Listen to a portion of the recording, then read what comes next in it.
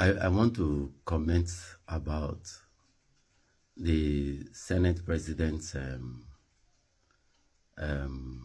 speech when he told our Honorable General, formerly the Chief of Defense Staff, now nominated under scrutiny and screening by the Senate,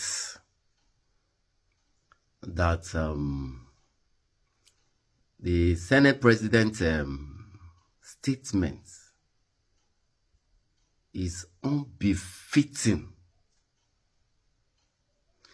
and unnecessary for a sovereign country like our nation, Nigeria. It is unpatriotic. And I don't know why someone that is highly placed in such position should make such a statement. I quite understand and I quite agree that the general should not bow and go. Yes, I applaud the Senate President for that. But the issue is, the reason why he should not bow and go is what I do not buy. You see, some of these things that we say sometimes goes a long way in building up the mindset of Nigerians. For the Senate President to say that the reason why General Christopher Musa should not bow and go is because the President of the United States is on our neck. That means we are under pressure. So is this the reason why we should be spun into action? Are we supposed to spawn into action even as Senate for the reason that the President of the United States of America is on our neck? Or is it for the love of this country? Or is it for the sanctity of lives? What is actually the intention behind us spawning into action? Because the Senate President has actually made it clear that the reason why we are spawned into action is because the President of the United States is on our neck. So if the President of the United States is not on our neck, if we are not under pressure, so we will not spawn into action to ensure that the lives of the commoner, the average Nigerian citizen, that the sanctity of life is ensured and secured. The statement is something that we have to closely examine.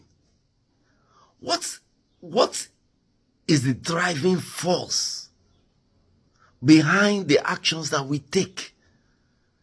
Must a white man, must a foreign nation, must President Donald Trump pressurize the Senate? Because the Senate President represents the Senate. Must President Donald Trump pressurize the Senate? Must Donald Trump be on the neck of the Senate president and the senators before they will take appropriate action to preserve the sanctity of the lives of Nigerians? Is it that we are so complicit because we are up there and we believe that these terrorists cannot get to where we are and to our family members? Or is it that we see that these ones that their lives and property have been destroyed, massacred, killed, or martyred, are scapegoats? Our intentions, sometimes unknowingly to us, will declare itself. And the Senate president said that the general, our honorable General Christopher Musa, should be able to respond accordingly to the President of the United States. For crying out loud, we are a sovereign nation. We are not answerable. Our dearly beloved Honorable General Christopher Musa is only answerable to the President of Nigeria and the Commander-in-Chief of Armed Forces, that is Ahmed Bola Tinubu, and not to President Donald Trump. The Bible says that out of the abundance of the heart, the mouth speak. So the reason, the intention why these things are done is because of a white man demanded for it, and not because Nigerians demanded for it. So if Donald Trump did not designate Nigeria as a country of concern, if Donald Trump was not on the neck of the Senate president and the senators, if President Donald Trump do not put us under pressure, we, the political elites, cannot spur into action for the love and the lives of the Nigerian citizens. This thing speaks so much volume. It pains my heart so much. Are we blacks inferior to the whites? Is Nigeria not an independent sovereign nation? Kemi Badenoch is a Nigerian, and she is in UK, determining the political will of that country.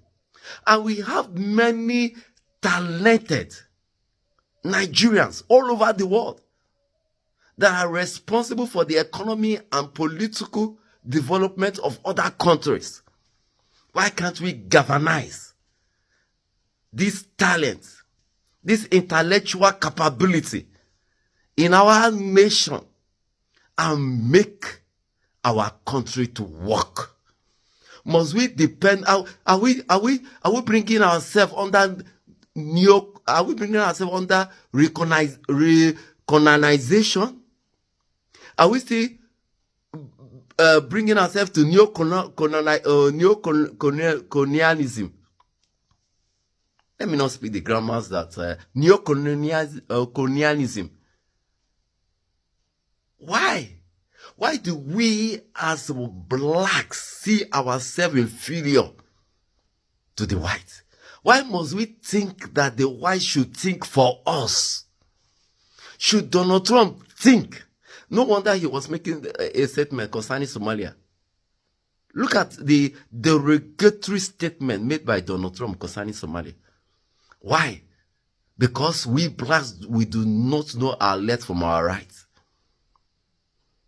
Is Donald Trump's action something I encourage? Yes.